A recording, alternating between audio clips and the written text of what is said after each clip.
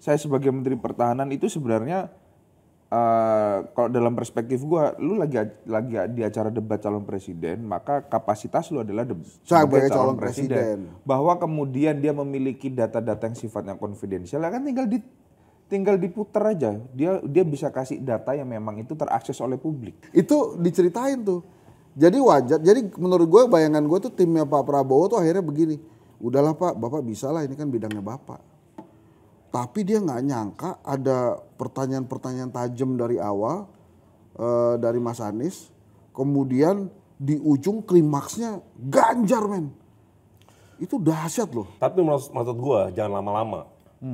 Besok-besok lo berdua, nih Pak Anies dan Pak Prabowo, kalau menurut gue ya harus nunjukin mereka negarawan besar. One day mereka ketemu, pada momen selanjutnya mereka harus salaman lagi.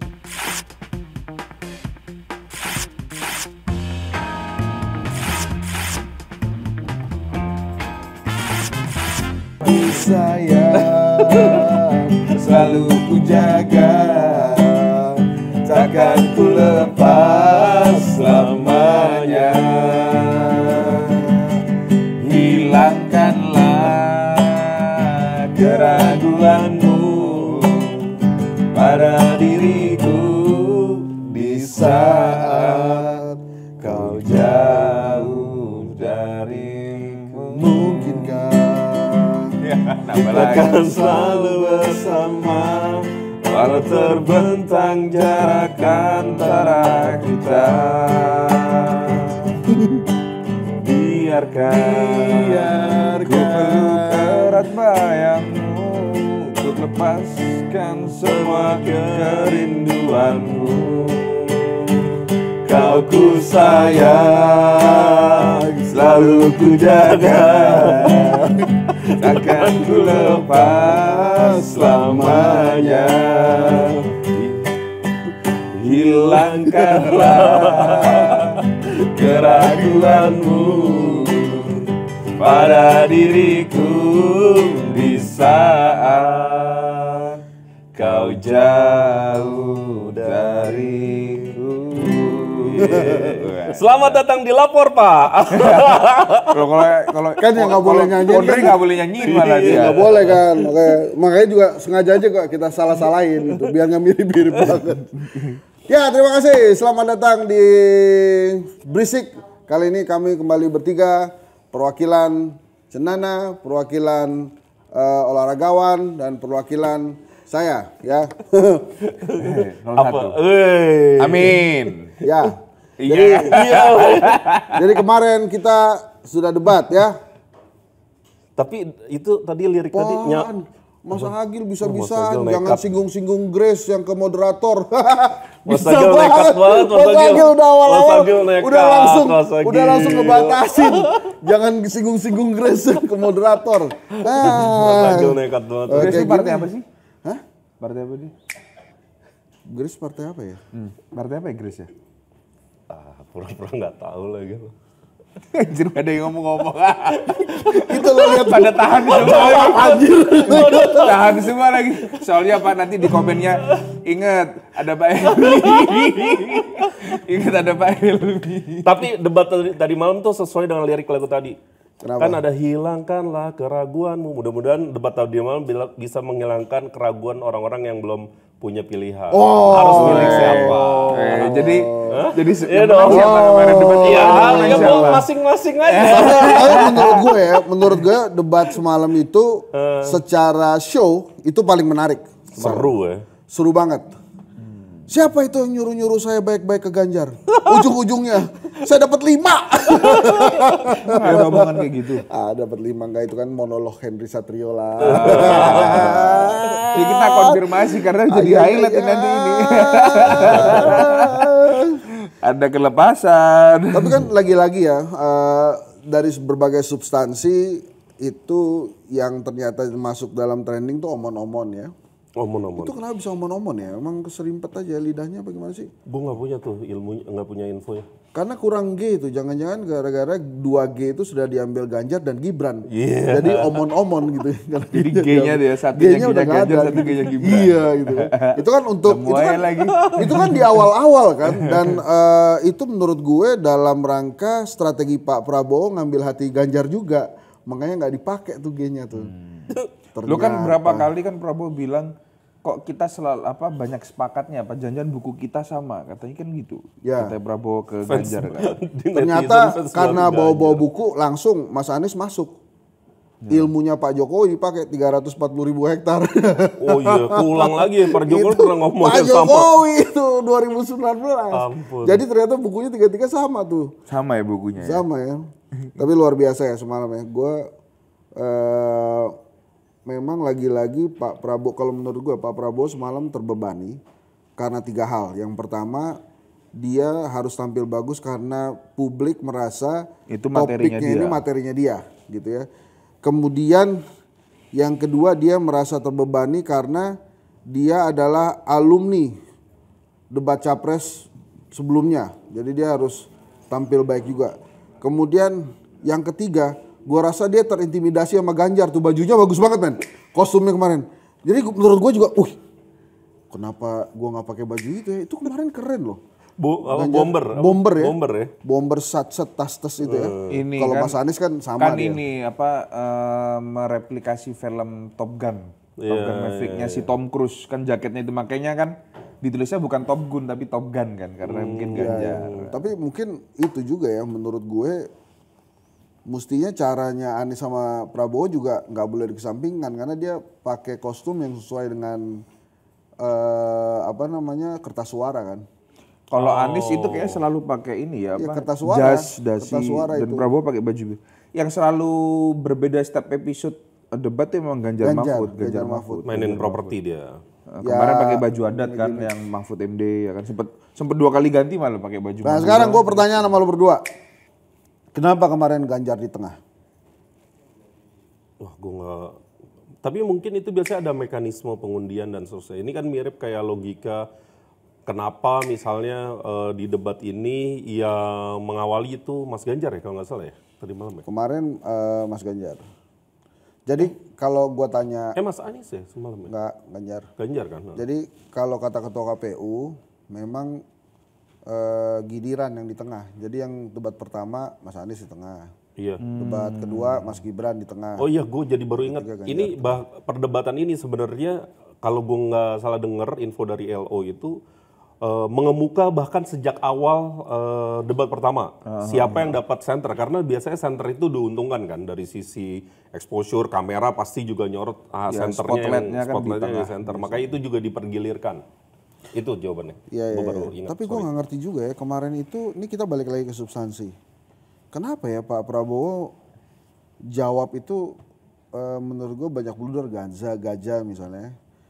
Bahkan yang terakhir itu diketawain oleh beberapa orang yang nonton bareng sama gue dan usianya jauh lebih muda dari gue. Waktu Pak Prabowo bilang, waktu Soekarno aja nyerangnya pakai pesawat bekas. Itu kan zaman dulu om, gitu diceritain itu anak-anak. Itu kan zaman dulu, aja, kita kan baru merdeka gitu ya. Jadi menurut lo kenapa tuh? Liga dong gantian, itu udah ngomong. Iya, kalau kenapa di tengah? Kagak. Kan udah ganti topik. Kenapa Stinky sama ini Stinky? Anjir sama Stinky lagi. Etik, benar. Ya, kita harus beretik. Beretik dengan benar. Ya, jujur. Apa yang kita katakan itu ya yang ada di hati kita. Jangan lain di mulut, lain di hati. Nah itu kenapa Prabowo kemarin tampilannya kok nggak bisa perform lagi seperti nomor 1. Contohnya cerita Bung Karno. Beliau yang sampaikan ketika zaman dulu Bung Karno ini melawan itu ya. Terus Gaza menggunakan alat bekas. Ya nggak tahu ya kalau perspektifnya itu mungkin banyak sebagian menganggap itu sebagai blunder ya. Tapi dari kawan-kawan yang memang pendukungnya Prabowo dan Gibran, mereka itu kan memberikan klaimnya Prabowo ini bagaimanapun tidak terpisahkan dari posisinya sebagai Menteri Pertahanan. Sehingga ada banyak data yang kemudian menurut mereka itu adalah konfidensial. tidak bisa dibagikan ke publik dan itu menjadi rahasia. Makanya berkali-kali kan dia ke Anies dan Ganjar selalu bilang, dia berlindung dari ayo situ kita aja. ngobrol berdua, ayo kita. Tapi dalam hemat gua, ya dia harusnya terpisah karena di sini dia sebagai figur calon presiden. Gue setuju banget sama lo, dan itu adalah komentar yang nggak patut tuh. Seperti kebiasaan dia menyembunyikan hal-hal dari publik, ngomong berdua aja. Kayak itu menurut gua nggak patut tuh, dia beberapa kali ngomong kayak gitu. Kan dia di konklusinya atau di part yang mana lupa tuh.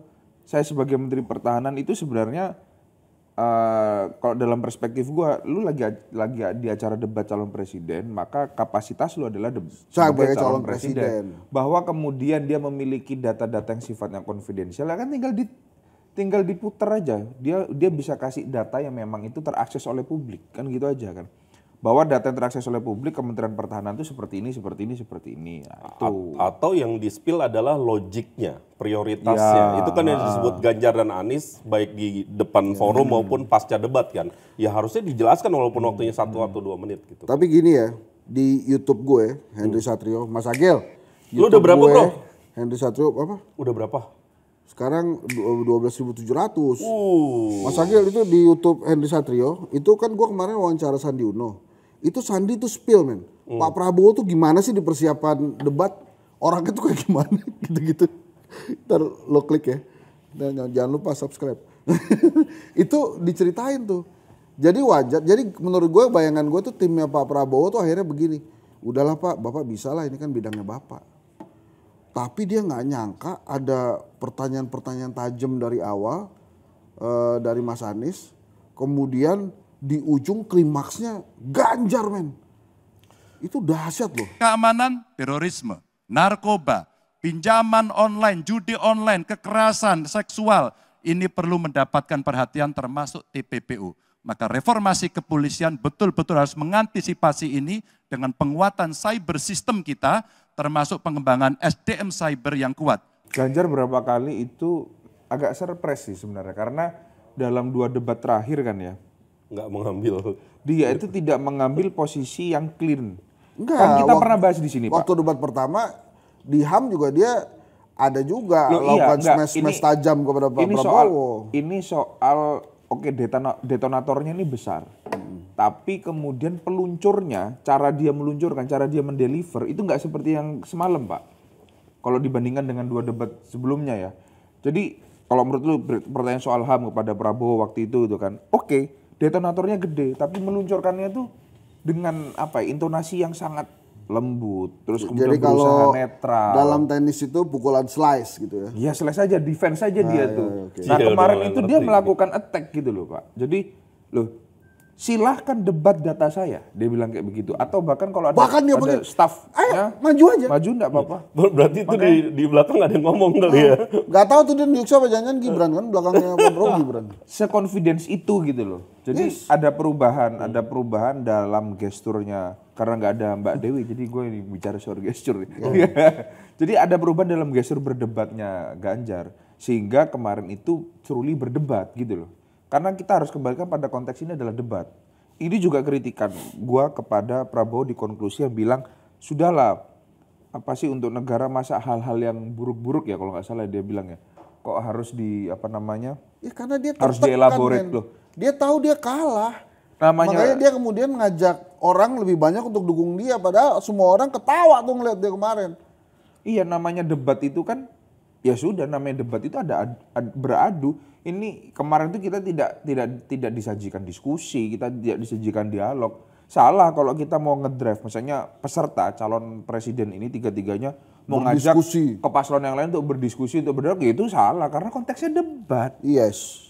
Jadi kalau orang-orang yang hidup di dunia akademik pasti akan memahami perbedaan dialog, perbedaan diskusi, lalu kemudian ada perdebatan. Perdebatan itu ya pasti pertarungan gagasan, pertarungan ide. Ya, oke keren tuh Mas Ganjar sempat di Slack Pak Prabowo sedikit terus nggak apa-apa silakan nih saya nggak apa-apa kok di Slack kayak gini saya nggak ada masalah jadi lebih cair ya. Walaupun mungkin dari sisi aturan kita nggak tahu ya itu sebenarnya waktunya kan tetap jalan kan nggak berhenti waktunya tetap jalan nggak berhenti dan sebenarnya bisa jadi merugikan tapi kan itu cuek aja gitu. Anies juga sempat di Slack Prabowo. Dia ketika ada pelanggaran etika dan Bapak tetap jalan terus dengan cawapres yang melanggar etika, artinya ada kompromi atas standar etika. Standar etika ini fakta. Ini fakta. Dan kemudian dalam pidato Bapak mengolok-olok. Itu Mas Anies ya. Dibilang nggak pantas bicara tentang etik. Wah itu seru. Kayak etik itu. Tapi itu apa responnya Anies pas dibilang gitu? Dia senyum aja. Nggak, dia sempat balas tentang etika. Gitu ya. Gimana tuh lu bisa berjalan dengan etika, seorang pemimpin harusnya nggak bisa tuh tanpa etika begitu. Terus dibalas lagi, Anda tidak pantas bicara etika depan saya karena Anda bukan contoh yang baik untuk membahas soal etika. Padahal tuh lagi ngomongin Prabowo Gibran kan. Jadi lagi-lagi menurut gue kemarin ini kalau ada yang nggak setuju ya nanti kita undang ke sini. Tapi menurut gue kemarin yang diomongin Prabowo tuh kosong men. Jadi maksud gue kosong begini, Riga, Imam Priyono, Henry Satrio ditempatkan di posisi Prabowo kemarin itu bisa men. Jadi artinya jawaban-jawaban dia kan untuk Indonesia yang lebih kuat, non-blok. Oh itu yang Pak Anies bilang Google aja kalau cuma kayak gitu. Non-blok, terus gerakan yang apa namanya? Normatif lah intinya. Iya, apa namanya tidak berpihak dan lain-lain, mensejahterakan kehidupan bangsa, perdamaian dunia dan lain-lain yang ada di pembukaan dasar 45 itu. Jadi itu jawaban-jawaban yang semua orang bisa menjawab itulah gitu. Iya, itu kelas Eptanas semua jawabannya, sorry ya. Lagi usia berapa nih Eptanas? Dia kan sesuai sama Prabowo dong. Si Penmaru. Enggak men, Eptanas, bukan si Penmaru. Si Penmaru tuh UMPTN. UMPTN ya? Lebih tinggi lagi. Lebih tinggi lagi. Jadi itu pertanyaan-pertanyaan yang diharapkan tuh dari apa namanya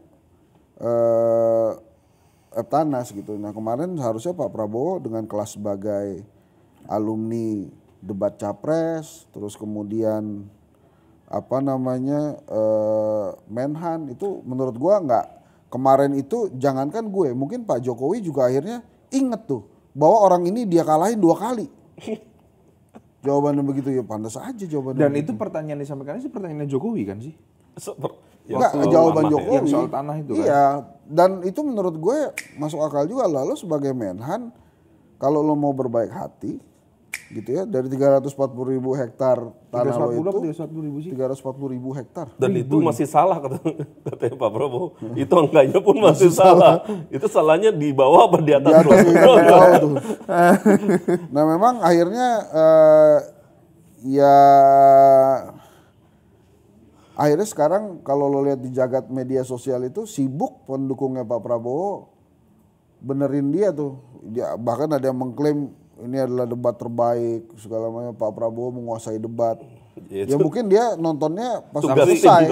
Tapi ada yang tak highlight Pak kemarin itu yang mungkin teman-teman nggak notice, itu kan sebenarnya beberapa waktu sebelum Pilpres itu kan aroma perseteruan antar kementerian itu kan ada tuh. Oh, dari yang Kementerian soal Pertahanan Kementerian Keuangan dengan Kementerian Keuangan. Oh, itu menarik tuh. Nah, itu juga kemarin dan itu benar-benar dicurhatkan oleh Prabowo ketika dia di attack ya nih ya sama Ganjar terutama ya kalau nggak salah. Karena terkait postur anggaran kan, kemarin dia throwing the body terus men, buang body terus. Jadi dia nyalain Menteri Keuangan, Menteri Luar Negeri, dia nyalain Menteri Pertahanan sebelum dia. Disalahin aja dulu semua orang. Iya. Ya, tapi yang paling highlight itu soal Kementerian Keuangan itu. Dia ada 2-3 kali dia setidaknya 2 kali. 2 kali sampai 3 kali dia mention Kementerian Keuangan bahwa apa yang dianggarkan diplankan oleh Kementerian Pertahanan itu didecline lah kasarannya oleh Kementerian Keuangan. Dan kita kan pernah baca kan memang Menteri Keuangan selalu bilang ada kementerian yang boros anggaran tapi tidak efektif apa gitu loh waktu itu Bu Sri Mulyani. Jadi ini mengafirmasi bahwa memang terjadi perbedaan pendapat terkait dengan penggunaan anggaran pertahanan antara satu kementerian dengan kementerian yang lain. Gini Kak, pertanyaan simpel dari Anies misalnya tentang TMI gitu ya. Dijawab aja sih. Yang mana? Dia kan nanya tuh, ordal-ordal yang dalam tuh. Oh, yang PT apa? Terus juga Ganjar juga, iya TMI. Ganjar juga sempat ngomong, Bu Koni aja sempat spill kan. Sama food estate itu ya, juga. jadi ya diomongin aja. Dia yang soal kroni-kroninya. Ya dia nggak bisa jawab itu kan. So artinya memang something wrong. Gitu ya, jadi. Harusnya jawab buka aja. Iya ya kan? Benar. Atau mungkin Prabowo tidak menyangka bahwa paslon lainnya seperti Ganjar dan Anies ini memiliki pertanyaan-pertanyaan yang di sana wilayahnya gitu. Se-street itu ya. Dan memang surprise kemarin Ganjar dia punya data untuk Dahsyat, yang dia persilahkan untuk dibantah. Permasalahannya itu di situ. Gila dibawa men. Pak Prabowo, saya senang sekali Bapak memantik saya, data saya tidak benar. Silakan bantah data saya hari ini Pak. Dan saya izinkan kalau ada staf mau bantu silakan berdiri di sebelahnya. Izinkan. Pak, Global Peace Index kita menurut sumber Institute for Economic and Peace kita turun Pak. Kalau mau diklosa boleh. Silakan. Saya bawakan ini dari rumah. Mari kita bicara data yang benar. Sampai ditunjuk itu belakang Prabowo. Sini maju ke depan. Bantah ya data ini. Gue setuju itu. Itu timnya Ganjar berarti memang prepare-nya oke. Oh dahsyat itu. Timnya Dan Ganjar kemarin. menurut gue satu hal ya yang mungkin ya dilupakan oleh timnya Prabowo. Keuntungan Ganjar terbesar dalam pencapresan ini dia punya Pak Mahfud. Menko Polhukam. Yang punya datanya ya. Nah, bilang kan Ganjar kami tidak bisa mudah mendapatkan data-data dari Kemenhan. Iya dia ngomong seperti itu. Artinya Pak Mahfud juga pusing di pada datanya. Tapi Mahfud itu dia kan representasi orang baik dan beruntung ya dalam pilpres ini. Jadi ya dapat aja.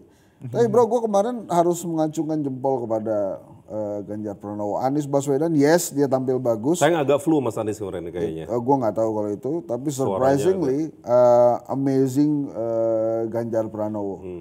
Dan gue suka banget sama bombernya. Ya jaket Top Gun-nya itu kan. Iya. Gue rasa bisa Maverick. itu tuh. Tapi menurut gue ini kalau timnya Mas Ganjar dengar. Jadi kita kan tahu kan siapa tim Ganjar kan bisa pakai jaket kan. Iya. Di antara kita. Dan tapi harus Ini diingetin. dari Mas Agil nih jaket kalau lo minta. Ada orangnya tuh. Ini dari Mas Agil nih bro. Ada tulisannya. Enggak, itu tapi harus diingetin juga timnya Ganjar Mahfud.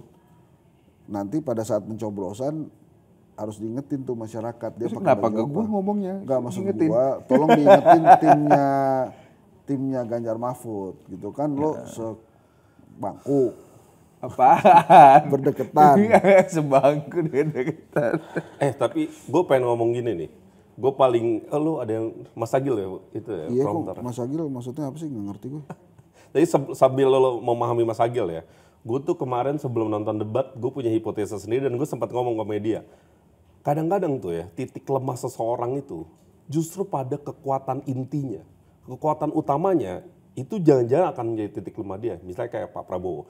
Ekspektasi kita kan tinggi banget ya Pak Prabowo, Menteri Pertahanan, punya latar belakang militer, pasti pemahamannya pada debat besok melampaui yang lain gitu ya. Ya.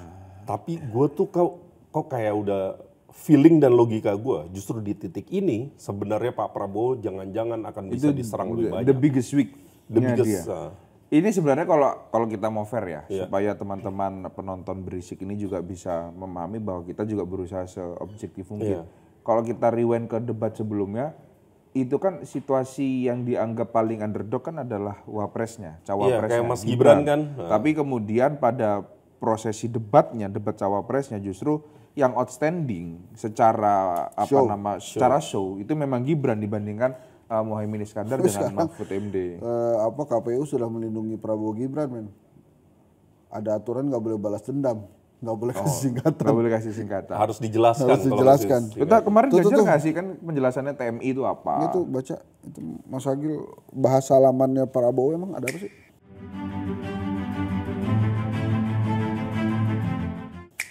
Sama Prabowo sama Anies. Iya, salamannya Prabowo. Katanya kan sebagai senior tuh seharusnya yang datang juniornya untuk salaman. Sungkem maksud lo? Ya saya enggak tahu kok tanya saya. Tapi kan dia pergi duluan tuh. Waktu salaman-salaman dia pergi duluan. Interpretatif sih. Karena versinya Anies tuh katanya nyari juga ya. Nyari Prabowo Iya juga kan Anies lagi salaman-salaman. Habis salaman sama Ganjar, Prabowonya pergi. Enggak, itu disuruh bahas sama Mas Agil. Tapi kalau gue ya, kalau ngebahas apa yang Mas Agil bilang nih ya, gue tuh sebenarnya sangat tidak berharap ini dibawa menjadi persoalan personal. Gue meyakini Anies itu bertanya konteksnya adalah konteks bahwa keadilan, kesetaraan. Dan ini permasalahan bangsa. Ini soal pertahanan, soal keamanan, soal hubungan internasional. Nggak ada atensi ke personal sebenarnya. Nggak, bukan mau menyerang pribadinya gitu. Dan cuman disikapi Prabowo-nya seakan-akan ini yang gue khawatir. Personal. Kayaknya loh kalau sampai nggak salaman khawatir. Walaupun gue gini gue tetap memahami kalau mau malam itu apapun alasannya mereka nggak salaman. Mungkin kan batinnya sama-sama nggak enak bro. Secara manusiawi ya. Walaupun secara ideal yang gue omongin tadi, tetapi secara manusiawi mungkin ada ketidaknyamanan batin di antara kedua tokoh besar ini. Tapi maksud gue jangan lama-lama. Besok-besok lo berdua, nih Pak Anies dan Pak Prabowo, kalau menurut gue ya harus nunjukin mereka negarawan besar. One day mereka ketemu pada momen selanjutnya mereka harus salaman lagi gitu. Kalau kemarin nggak salaman gue masih ya wajar aja bro, lo abis ngotot-ngototan gitu kan masih nggak nyaman. Lo gimana emang? Enggak, kalau gue sih ya itu pahami aja sebagai show gitu. Tapi maksud gue gini loh, kemarin itu mungkin Pak Prabowo bingung ya, kok nih dua orang ini pakai nilai-nilai gue sih? Yang satu ngasih gue 5, yang satu 11 dari 100. Tapi itu kayak orang lagi tag team ya? Iya. Iya itu kok agak lucu sih waktu nonton tuh. Kan Anies yang nanya kan. Anies nanya ke Ganjar, tapi Anies nanya ke Ganjar tapi bukan untuk pertanyaannya apa yang sifatnya itu memang untuk dia nanya ke Ganjar tentang Prabowo, tentang nilai Kementerian Pertahanan itu gimana? Kita kayak ngerasain Mas Agil di depan Mas Agil ya. Tapi memang itulah yang harus dilakukan menurut gua, karena yang dilawan oleh Anies dan Ganjar ini adalah penguasa. Mereka yang sebagai bukan penguasa ya memang harus bersama-sama. Kalau penguasa dilawan nggak bersatu bareng-bareng men, Belanda aja nggak akan pergi-pergi tuh. Sehari sebelumnya tuh mungkin Mas Agil coba tuh, kayaknya sudah di-spill di IG-nya Pak Prabowo tuh yang ini kan juga ada makan berdua kan, makanya mungkin Prabowo tuh mungkin psikologis dia tuh selalu ngajak berdua tuh mungkin karena satu hari sebelumnya dia pernah berdua juga. Coba tuh cek. Nah, itu kan malam. Yang makan malam ya kalau nggak salah ya. Enggak, dia nggak jadi GR kan, dia pikir dia doang yang diajak, ternyata abis itu Hands up diajak juga. Erlangga sama Zul juga diajak. Bro, tapi ini gini, ini sebelum ini kan ada beberapa kontroversi ya. Yang pertama protes tentang penyelenggara yang MNC Group semua. Akhirnya diselipin Garuda TV, TV-nya Gerindra di situ. MNC juga ya udah gitu ya. Dan terus kemudian polemik yang terjadi juga ada 2. Oh Garuda tuh masuk di last minute ya? Iya di last minute tuh dia. Kalau gua nggak salah begitu ya, kalau gua nggak salah. Kalau salah tolong koreksi ya, Mirsa. Terus satu lagi, ini ada 2 panelis dari Universitas Pertahanan yang dianggap terafiliasi ke Pak Prabowo. Kusnanto Anggoro ya. Pokoknya ada 2 di sini. Nah itu juga polemik di awal juga tuh. Makanya mungkin itu juga ya dengan beberapa keuntungan yang didapat oleh Pak Prabowo, jadi dia juga datang percaya diri, nggak nyangka ternyata lawannya juga mempersiapkan diri luar biasa gitu. Tapi ini debat ketiga kali ya, jadi semua tuh udah panas gitu, semua udah tahu nih kalau mau main ya harus main gitu, nggak bisa. Makanya gue penasaran nih besok Caimin itu. Besok Wapres lagi ya berarti ya? Besok Wapres lagi. Penutupannya baru berdua ya? Kayaknya presiden doang deh. Nah gue mau seperti yang debat pertama, gue 45 ini gue mau datang memenuhi undangan KPU lagi. Jadi gue mau lihat langsung. Jadi kemarin nggak memenuhi undangan KPU? Bukan, gue kemarin agak gak enak badan. Gue ngomong sih sama nggak banyak ya yang diundang ya. Gue gak enak badan kemarin. Tapi besok 45 ini gue mau ketemu teman gue yang ada di salah satu kubu. Jadi kan temennya banyak. Temen juga teriak-teriak, gitu. Temennya banyak beliau. Nah itu tadi. Wah Mas Agil nih nekat loh dia makin kesini makin berani loh. Makin berani dia. Ya udah nggak apa-apa, lu silakan aja komentarin. Ini kan arahannya Mas Agil ya, jadi kan kita harus komentarin. Enggak, gue nge-tweet ya, dan responnya tuh lebih dari, kalau gue nggak salah belasan ribu atau puluhan ribu lah respon dari ex gue itu. Gue nanya apa sih pentingnya spill foto kayak gini sambil makan gini, apa coba? Maksudnya apa sih? Gue nggak tahu ya, tapi gue yakin pasti ada maksudnya karena bertubi-tubi kan 3 foto ya. Iya, norak gitu. Apa sih maksudnya? Iya pasti mungkin gesture politik ya. Gue sih malah muak men ngeliatnya. Ya kan kalau yang gue karena kan di sosial ya? media gue kan banyak juga kan. Sebenarnya menikmati sih sekarang di sosial media gue tuh di Instagram ya terutama tuh karena banyak teman-teman yang bukan konten tenis gak? Guanya kan, tapi teman-teman itu clean dan clear terafiliasinya ke 01 kan begitu kan, ada yang 02, ada yang 03 kan begitu tuh. Jadi yang mereka yang di 02 itu banyak yang mengamplify foto-foto ini tuh sebagai Dukungan ya? Bukti dukungan dari kekuasaan gitu loh. Jadi tapi sebenarnya nggak lucu juga sih kalau itu mereka amplify, berarti mereka ingin menunjukkan bahwa yang berkuasa ini memang sedang terlibat dalam politik praktis yang sangat tidak objektif. Iya, Harusnya makanya presiden Itu yang netral lucu sebenarnya, tapi mereka malah justru dengan penuh kebanggaan menyebutkan bahwa clear ya ini dukungannya ya, gitu loh. Bang Helmi calling, mampus Mas Agil. Kita nggak ikut-ikutan. Mas Agil. Mas Agil kayaknya SP1 nih. Kayaknya kita besok episode yang debat cawapres nggak bisa komen ini. Di mana-mana mah hampers ya, France ya, kena SP1 ya.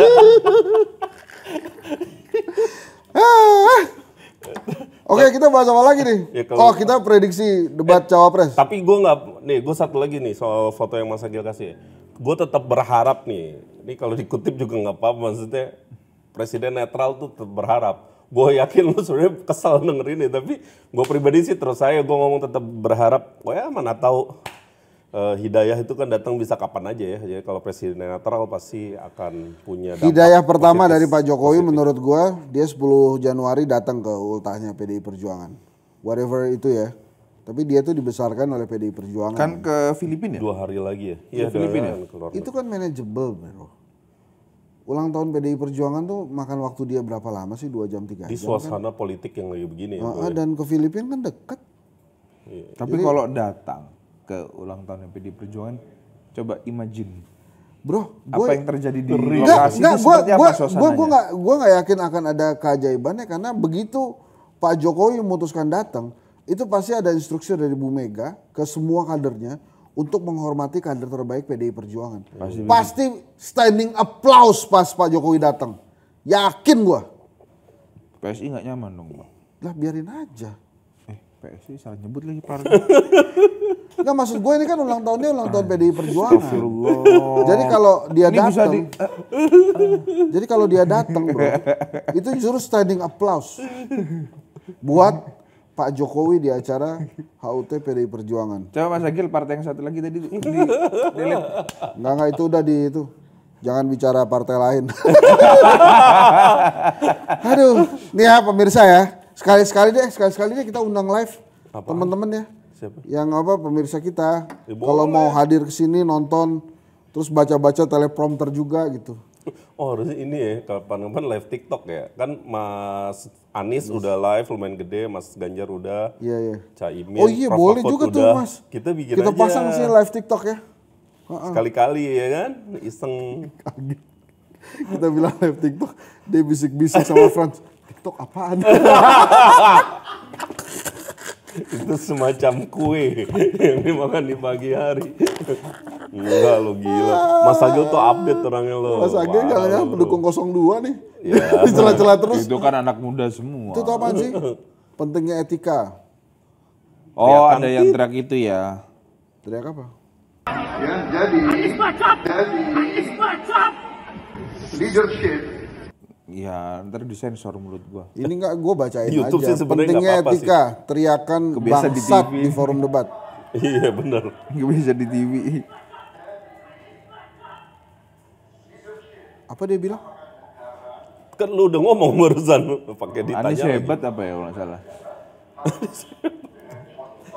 Ada up-upnya juga sih. Oh, ini maksudnya manggil gue. Hands up gitu. Anies Anies Hensat. Anies Hensat. Kan memang, kan Anda kan memang timnya Anies. Ya, Anies Hensat. Wih. Jubir handsat tuh enggak. Jadi ini gue menyelamatkan muka lah. Itu mungkin dia manggil gue. Iya. Bener. Mas Agil nih masih. Gara-gara itu gue punya pertanyaan nih buat lo berdua. Lo setuju nggak kalau debat nggak usah ada penonton? Jadi kayak Enggak. lo fokus aja. Ya nggak apa-apa. Gue pengen tau. Lo nggak suka. Kenapa? Kalau buat gua penonton itu wajib, memang itu aromanya di sana. Tapi ini karena mungkin lagi menikmati maintenance ya. Maintenance itu kan harus hening, Pak. Tidak boleh ada suara sama sekali kan ketika mukul kan. Kalau udah selesai Tapi baru- ketika poin tepuk tangan. Nah, maksudnya dikontrolnya seperti itu harusnya. Tapi kalau benar-benar tidak ada penonton, wah, hambar terasa. Ya, Mas Imam ya. Ya. Ini jawaban singkat saya. Ya.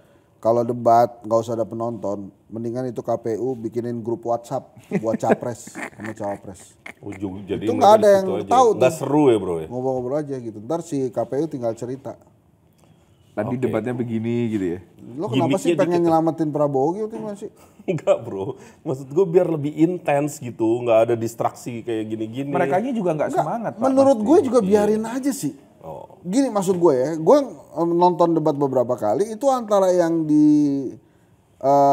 Stage. di auditorium, TKP sama yang di TV itu kan beda. Beda. Yang di TV gak kedengeran orang teriak-teriak, jadi terus aja udah ngomong. Kayak nonton konser ya bro?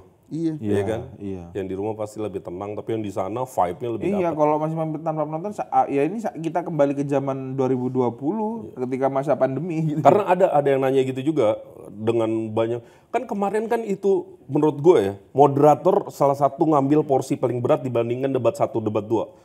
Lo bandingin aja tuh moderator debat 1, debat 2 sama debat 3. Yang kemarin tuh lebih berat loh. Berkali-kali. Dan mukanya Anissa Dasuki, itu di segmen-segmen mungkin 4-5 udah mulai kelihatan kesel gitu ya. Karena berisik. Karena berkali-kali saut-sautannya lebih dahsyat dibanding sebelumnya. Karena emang debatnya seru. Ada tuh mukanya Nisa tuh yang... Kita sekali-sekali itu yuk kita undang moderator debat. Pak Anissa coba ya. Anissa tuh kan dia karena dia sudah 2 kali kan, artinya 2 kali dia, kita tanya 2019 bagaimana juga. ceritanya dia yang pertama. Jadi yang 2 kali siapa ya? Alvito. Anissa Alvito. Anissa. Udah deh kayaknya. Ira Kusno. Ira pernah nggak berapa sekali. kali ya? Sekali ya. Sisanya dia pilgub apa itu gitu ya? pilpres. Valerina sekali ya. Harusnya sekali kemarin. Udah tuh kata Mas Anil, Mas Agil suruh bahas proyeksi debat cawapres. Temanya tentang apa sih? Debat cawapres? Gue belum riset. Itu kalau gua nggak salah Metro TV ya pelaksananya atau TV One tuh kan tinggal 2 itu doang. Canggih nih. Si Ganjar Anies kemarin tuh. Debat cawapres apa? Enggak. Topik keempat. Emangnya Mas Agil nih lempar-lempar topik kagak dikasih topiknya. Untung tugas gua main gitar. Kata Mas Agil biar mikir gitu. Enak aja lu. Beneran Mas? Masih nih Mas? Masih. Waduh, tuh jaket gimana caranya biar dapet ya? Nggak bisa diusahain nggak jaket nggak nih bertiga nih. Harusnya saya nanyanya sama Anda. Lo kok sama gue? Kenapa nanyanya sama saya? Kalau nanya sama Hensat, saya nanyanya jas. Channel gue kan Mas Agil kalau jaket. Asik banget ya Mas. Semalam tuh Anies, Ganjar cakep. Liverpool menang. Indah ya, hidup semalam. Apaan jadinya? Ini Enggak, maksud gue proyeksinya di luar ini aja, di luar substansi tapi show dulu aja. Oh. Nah kira-kira Mas Gibran itu akan tampil seperti apa nanti di debat cawapres yang debat keempat cawapres. Terus kemudian Caimin dan Prof Mahfud tuh akan seperti apa nantinya. Itu tanggal 21 ya Mas ya? Nih ya. Tanggal 14 Januari Pak, minggu depan Bos. Enggak dong. Sekarang tanggal 8, bro. Iya minggu depan. Nih debat keempat cawapres 14 Januari 2024. Benar, Tema pembangunan berkelanjutan, lingkungan hidup, energi, sumber daya alam, pangan, agraria, masyarakat adat dan desa. Terakhir tanggal 4 Februari. Aing baca detik ini. Coba. Detik tanggal berapa? 3 hari yang lalu. Nih debat ketiga 7 Januari. Bener kan? KPU dong, KPU. Nggak mungkin ada benernya bro. Kan suka debat kelimanya tanggal 4 Februari. Iya itu benar. Yang coba dicek. Itu benar. Coba di KPU dong. Ya sambil ngecek jadwal, menurut gue kalau dengerin topik debat yang Riga bilang, ini justru topik yang relatif fair enough. Maksud gue gini, semuanya itu menurut gue akan setara tuh. Nah kalau RRI 21 Januari beda, berarti benar. KPU yang benar, KPU. Ya kalau RRI kan negara punya apa? 21 Januari. KPU Mas. KPU. Oh, masih jauh dong, 2 minggu lagi dong. KPU Mas. Jangan pakai itu, KPU aja. Tapi temanya benar, pembangunan berkelanjutan, sumber daya alam, lingkungan hidup, energi, pangan, agraria, masyarakat. Ini sebenarnya kalau hitung-hitungan hitung-hitungan yang tunggu sebentar. Mas itu ada yang menarik itu tadi. Sorry guys, maaf. Itu tuh ada hal yang tadi kita bahas tuh. KPU ungkap alasan posisi berdiri capres berubah pada saat debat ketiga. Kan tadi kita bahasnya kalau itu tukeran kan. Gantian dia, yang di tengah Coba gantian. nih, coba kita baca jawabannya KPU kan urutan lagi ya, benar kan? Benar kan? Sesuai dengan apa yang disampaikan oleh Iya. Pak Hasim. Ini perdebatan LO di debat pertama kok. Ngomong apa? Gak kelihatan nih kacamata. Giliran. Intinya giliran siapa yang di Oh tengah. yang di tengah berarti. Kalau yang wapres gimana? Cuma 2 kali kok dia. Enggak, maksud gue Gibran kan di tengah kemarin. Nah, kalau misalnya besok either itu Mahfud atau Muhaimin, berarti kan tetap ganjil. Enggak, besok berarti Caimin yang di tengah. Nah terus Mahfudnya kapan di tengah? Mahfudnya nggak di tengah. Wah. Karena habis itu Anies yang di tengah. Kali. Tadi lo lanjutin. Tadi lo kepotong handsat. Oh enggak, bahas Ngomongin tema debat. tema debat. Itu kan ada soal masyarakat adat dan desa, agraria, pangan. Itu sebenarnya kan tema yang harusnya dikuasai Muhaimin Iskandar ya. Seharusnya ya dengan portofolio beliau ya. Harusnya, tapi ya kita enggak tahu kan. Nah, gue rasa Gibran harusnya menguasai. Tapi berarti ini fair enough. Menurut gua menguasai Mahfud juga karena bisa menguasai ada loh. tulisan pembangunan berkelanjutan. Gibran Jadi, tuh harusnya melanjutkan. menguasai semua topik, men. Dia penguasa, men.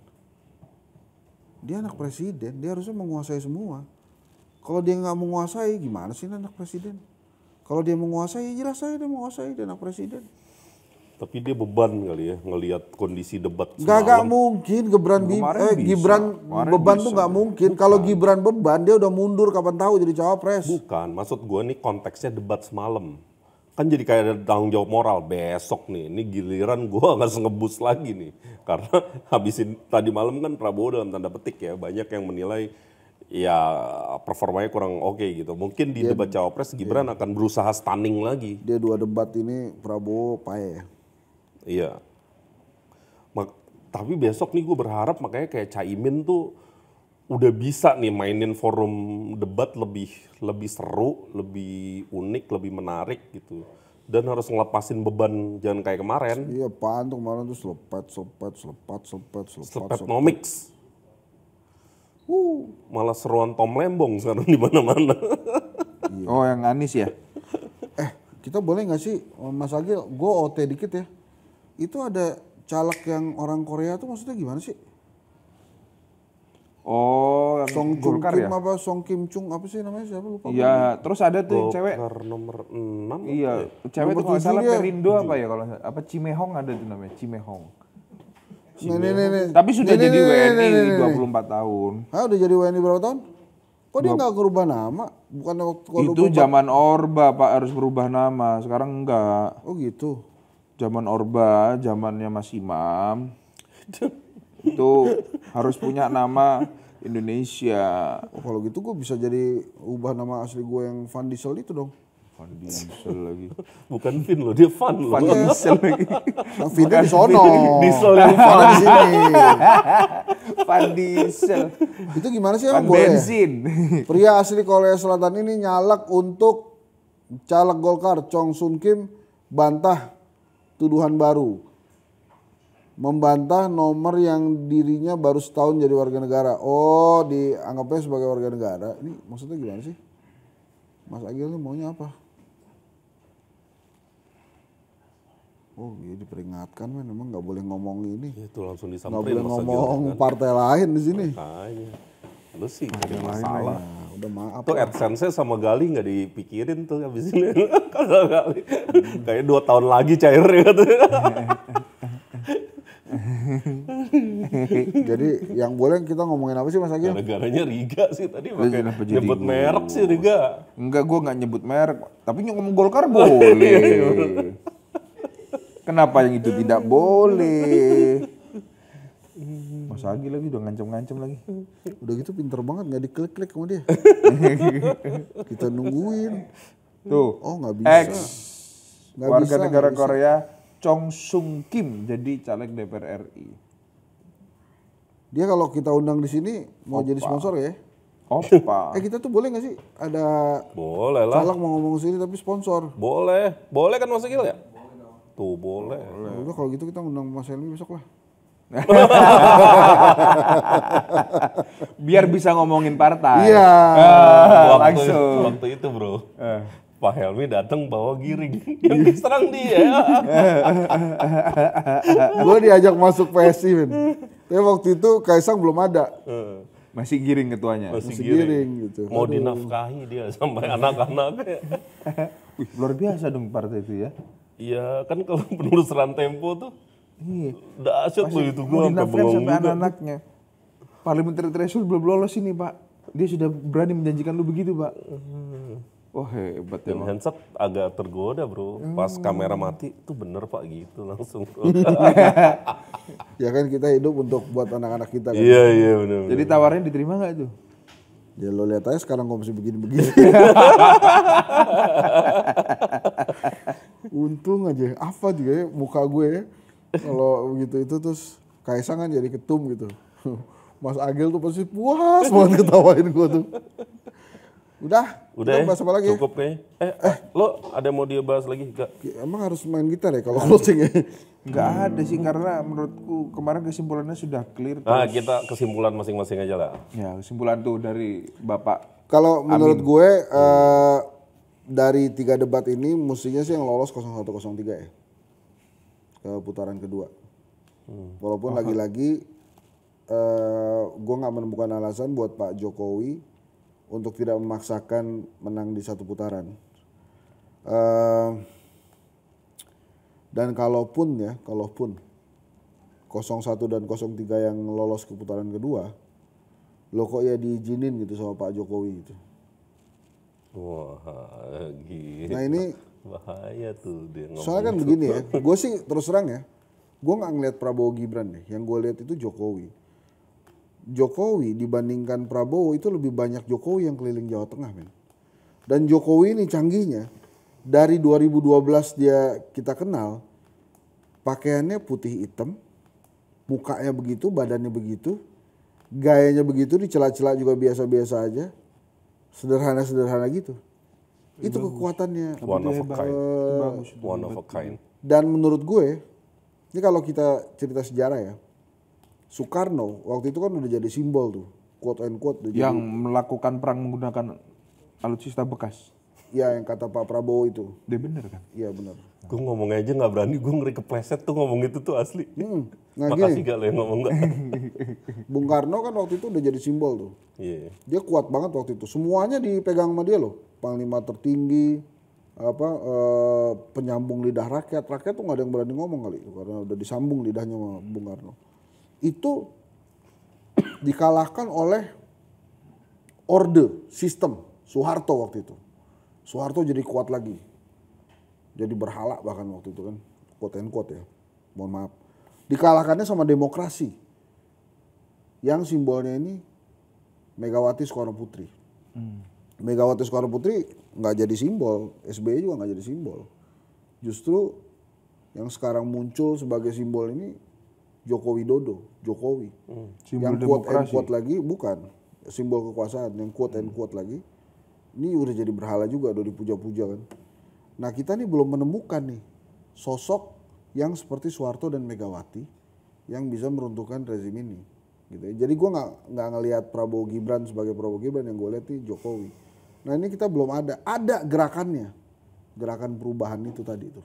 Gerakan penyempurnaan itu ada. Gerakan Gitu. Gerakan penyempurnaan kan gue sebut. itu intinya. Tapi memang simbolnya ini belum kelihatan nih untuk meruntuhkan ini. Gitu. Jadi memang tugas besar dan berat buat Ganjar dan Mas Anies Simbolnya untuk bisa mengalahkan itu. Dengan selepet nomiknya itu ya Mas Dulu ya. Ya. Iya. Jadi kesimpulan gue adalah ya. Gue jadi ingat ada cawapres kayak gitu tuh. Iya. Ya, dari begini nih. Ujung-ujungnya. Ya udah. Memang menjiwai. Kayaknya kayak dia ngajarin bro. Dia yang ngajarin kayak kemarin di selepet nomik gitu. Lu berarti salah lu. Memetakan lawan lu tuh. Gibran ternyata tak segampang itu. Enggak, gue udah tahu itu.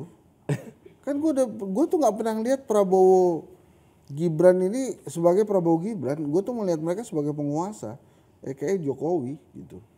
Jadi salah kalau orang melihat dan menilai bahwa kemarin Prabowo nggak perform, itu kemudian nggak ada usaha-usaha untuk rebound.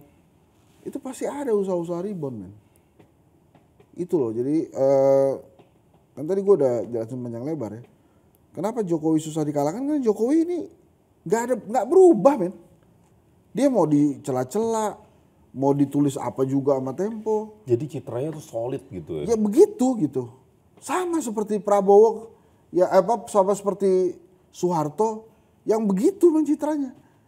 Dia seotoriter-otoriternya ya ngomongnya ya begitu, dilaksanakan Smiling general. ya, terus ya kalau dipanggil orang bangga. Gue tuh sebagai salah satu orang gue kan anak sekolah di zaman Orde Baru, men. Gue punya tuh, sampai sekarang masih gue simpen tuh. Apa? Waktu Soeharto ulang tahun, gue kirim surat, men. Oh, surat untuk presiden ya kita nulis ya? Iya, bokap nyokap gue tuh bilang, Mas, itu tulis surat aja selamat ulang tahun buat Presiden Soeharto. Gue tulis, men. Terus gue bilang gini, alamatnya gimana? Udah tulis aja kepada Presiden Soeharto, Jalan Cendana, pasti nyampe. Kata bokap gue gitu, almarhum tuh. Bokap gue kan guru tuh, pasti nyampe. Nyampe, men. Dibales, men. Dan gue sebagai anak sekolah waktu itu, dibales sama Soeharto, men. Walaupun itu suratnya gue yakin Setnek yang balas ya. Tapi terima kasih atas perhatiannya Soeharto. Itu tulisan tangan bro, balasannya? Enggak, kartu. Oh, Terus, kartu. tanda tangannya juga gue yakin juga tanda tangan cap juga. Iya. Tapi kan waktu itu Meaningful. bukan meaningful lagi, wow banget, men. Soeharto, Pak. Soeharto zaman dulu itu gue simpen itu. Itu benar-benar drill number one kan ketika era itu. Surat. Maksudnya kita nggak bisa membuat komparasi lain selain itu. Kalau di era setelah itu kan ada pemimpin meskipun dia berkuasa tetap masih ada pembandingnya ini. Seiring berjalannya waktu kan gue kritis juga ya ke Soeharto kan. Tapi surat itu tetap gue simpen, men. Jadi maksud gue ya itu waktu itu tuh kondisinya Soeharto tuh ya. Dan di zaman sekarang itu lebih mudahkan dengan TikTok ya. Sekarang kan capres-cawapres bikin TikTok live menurut gue menarik ya. Makanya gue sih nunggu nih Pak Ganjar Prabowo. bikin tuh. Ganjar udah bikin, Prof Mahfud udah, Mas Anies, Caimin udah. Gue nunggu Pak Prabowo dan Mas Gibran bikin TikTok live juga karena belum. Gibran belum bikin. Pernah waktu sambil maskeran. Pak Prabowo berarti yang belum. Enggak, kemarin kalau nggak salah. cukur. Sambil cukur ya. Itu karena Mas Gibran tuh kenapa sih gaya komunikasinya kemarin main bola kayak ngenyek rakyat gitu. Dia kan di telah-telah Samsul, dia kemarin bikin main bola pakai baju Samsul gitu. Ya kan dia yang dihina duluan. Enggak, Makanya dia mengafirmasi ngelawan, hinaan itu Samsul, malah singkatannya kan Samsul semakin sulit disusul apa kalau nggak salah. Itu PR tuh buat Henry Satrio yang salah satu mendengungkan nama Samsul. Gue biasa aja. Jadi kesimpulannya udah. Kan gue udah tadi kesimpulan. Jadi maksud gue ya itulah. Kalau Mas Imam. Oh gue tetap apresiasi Mas Anies kemarin debat menurut gue sih oke gitu ya, drive-nya berani dan ini gue rasa tetap akan dicatat sebagai apa ya, salah satu debat yang menarik, sosok yang menarik ya Mas Anies. Either lose or win, gue tetap respect lah sama Mas Anies dengan pemikiran-pemikirannya, drive-nya dan seterusnya, perjuangannya gitu ya. Kalau selanjutnya Mas Ganjar, gue seneng. Lo setuju gak Anies ngasih nilai 11 dari 100 ke Prabowo? Ya itu kan subjektivitas Pak Anies ya. Kalau boleh aja. Boleh aja dan gue cenderung ya memang performa Kementerian Pertahanan kan intinya message-nya emang nggak bagus. Itu kan yang dua hal yang disampaikan Mas Ganjar dan juga Mas Anies. Nah, gue senang Mas Ganjar menurut gue rebound, penampilan di debat pertamanya bagus, tapi memang mungkin masih lebih bagus debat ketiga. Dan banyak pihak bilang Mas Ganjar menang, gue setuju. Semalam menurut gue Mas Ganjar menang debat. Kalau Pak Prabowo yang gue lihat ini, walaupun gimana ya, gue rasa Pak Prabowo tuh udah berusaha nahan emosinya lebih bagus ya dibanding mungkin sebelum-sebelumnya. Dengan banyaknya serangan, itu beliau bisa senahan itu menurut gue oke gitu. Dan gue respect juga sama tim yang di belakangnya. Gue nggak tahu gimana tuh cara nahannya. Itu dahsyat itu. Jadi gue rasa tiga-tiga sebenarnya udah berusaha yang terbaik gitu semalam dan menurut gue debat keempat kelima tuh kita wajib tunggu dan tonton dan segera ambil pilihan. Jangan biarin kotak suara itu kosong, jangan biarin surat suara lo nggak dicoblos. Jadi segera tentuin pilihan gitu ya dan mudah-mudahan siapapun yang menang mudah-mudahan inilah. 2, 3. Tuh. Udah kan udah di Lu belum. Mana yang menenangkan? Ya, lumayan aman deh. Enggak. Tapi dari awal sampai hari ini masih meyakini debat capres maupun debat cawapres itu tidak memiliki dampak banyak, tapi memiliki makna yang signifikan. Karena itu akan menunjukkan kualitas kemampuan dari para calon pemimpin kita untuk mendeliver cara berpikir mereka kepada rakyat ini mau disetirnya ke arah mana. Ganjar dari Anies ya mungkin 01 ya. Anies dia tetap konsisten karena ya bagaimanapun dia seorang akademisi dan Prabowo juga mengakui dia sebagai Profesor Anies kemarin kan. Memang itu adalah validasi memang dia memiliki kemampuan intelektual yang bagus, hampir di setiap bidang debat dia bisa deliver itu. Dan sama sekali gue nggak melihat ada suasana personal dalam pertanyaan Anies. Lalu kemudian Pak Prabowo dia tetap tampil autentik. Prabowo adalah sosok autentik Pak, itu harus diakuin karena dia adalah orang yang ekspresif sesuai dengan apa yang dia rasakan saat itu. Ketika dia bahagia dia bisa ketawa, dia bisa joget bahkan. Ketika dia sedih, dia mungkin ada perasaan-perasaan ekspresi yang memang itu penuh duka. Seringlah kita melihat itu, karena memang jiwa patriotiknya besar. Terus ketika dia memang harus mengeluapkan emosinya, dia juga pasti keluar, kan gitu kan. Nggak bisa ditutupin lah wajahnya tuh, dia sosoknya otentik. Lalu kemudian kalau Ganjar Pranowo kemarin menurutku dia membuat satu perubahan yang cukup fundamental dibandingkan dengan performa dia di sebelumnya. Dia cukup berani, dia bahkan berani men-challenge peserta lainnya, calon presiden lainnya.